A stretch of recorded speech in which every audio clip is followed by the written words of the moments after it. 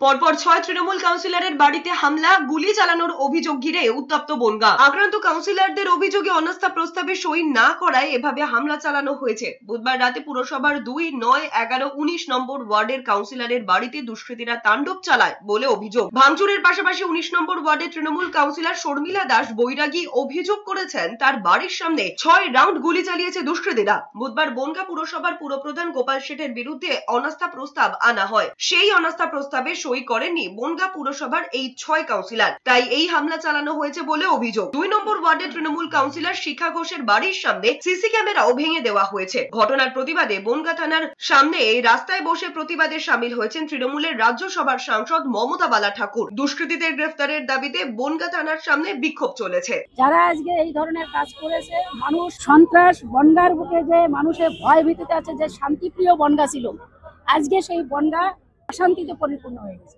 এবং সেটাকে নিয়ে এবং তৃণমূল কংগ্রেসের যারা আমাদের উপর নেতৃত্ব, তাদের সঙ্গে আমি কথা বলবো এবং অলরেডি সেটা আমি আস্তে আস্তে তাদের সঙ্গে কথা হয়েছে এবং সেটাকে নিয়ে আরো উপর মহলে এবং সেটাকে নিয়ে প্রশাসনের লেভেলের থেকে আমরা মনে করি যে এখনো সেইভাবে আমাদের যে এসপি এখনো বনগাঁর বুকে সেই ধরনের তাদের কোনো সাপোর্ট করেনি।